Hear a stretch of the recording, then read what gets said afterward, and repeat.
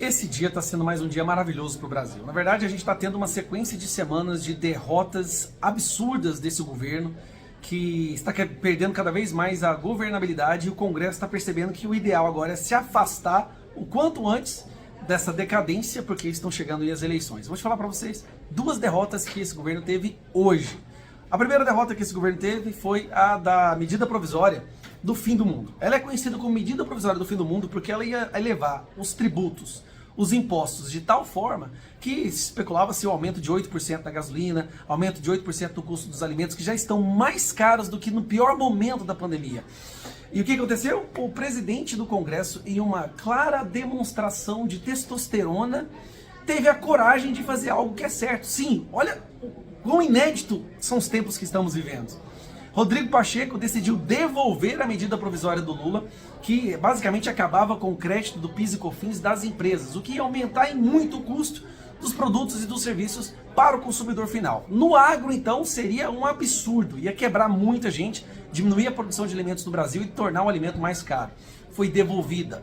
Apenas 4 vezes na história, medidas provisórias foram devolvidas de tão ruim que elas eram. E olha que nós estamos falando do Pacheco, o que é reconhecido por todo o Congresso como o capacho, né? O despachante do governo, que não tem ideias por conta própria.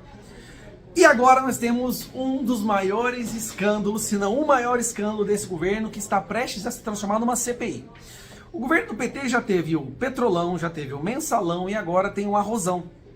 Uma sequência de notícias que foram saindo mostrando o quão escancarada, o quão imatura, o quão juvenil foi essa tentativa de roubar centenas de milhões de reais do dinheiro público para a turminha do PT. Você acompanhou o Weasley, o dono de uma mercearia que de repente conseguiu conquistar 50%, 55% da fatia de todo o dinheiro que seria destinado para a compra do arroz, que não precisava ser comprado, porque nós temos a nossa produção de arroz, nós somos independentes e temos o arroz o suficiente para a próxima safra, e agora ele decidiu que ia comprar. Fez uma licitação e nessa licitação vem empresas suspeitas, grupos de interesse ligados ao PT e uma empresa, gente, que tinha até um dia antes da licitação 80 mil reais de contrato social. E de repente houve uma explosão para 5 milhões, ninguém sabe de onde veio esse dinheiro. E agora nós temos o governo arredando, percebendo que o esquema ficou escancarado demais e cancelou a licitação. É isso mesmo.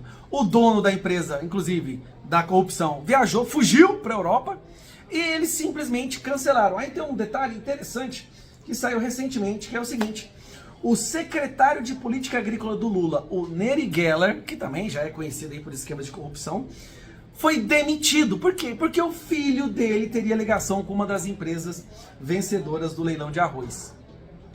Eles inventaram que era necessário comprar esse arroz para poder continuar o suprimento, né, de arroz aqui no Brasil, pensando, a bandeira é, temos que dar arroz barato, gastando o nosso dinheiro, aumentando ainda mais o déficit do governo, a rombo fiscal.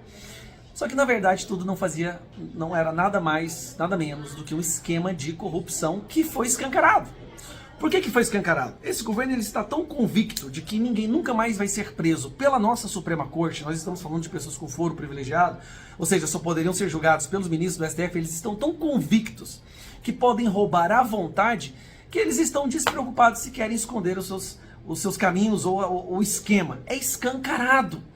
Nós temos aí empresas suspeitas, nós temos ligação com o PT e tudo que você precisava para formar ali uma quadrilha tá lá. Está configurado, e aí, graças às redes sociais que eles tanto querem censurar, nós divulgamos isso, e de repente eles têm que recuar. Ou seja, o crime foi cometido.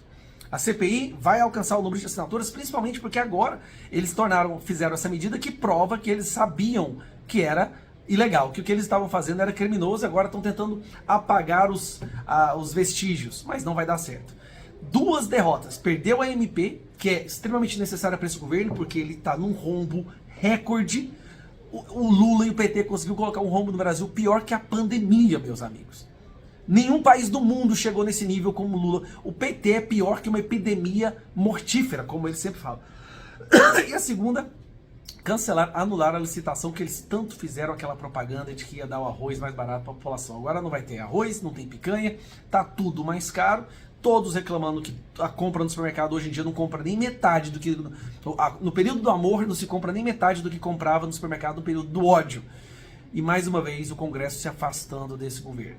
O governo levando uma derrota após outra. É impressionante que esse governo não consegue passar uma semana sem um escândalo. Estamos fazendo o nosso trabalho aqui. Vamos sim conseguir as assinaturas para fazer a CPI do arroz. E agora esse escândalo é um escândalo bastante para um impeachment. O arrozão. Uma nova maneira de roubar dinheiro da população. Através da miséria e literalmente através da fome. Um abraço.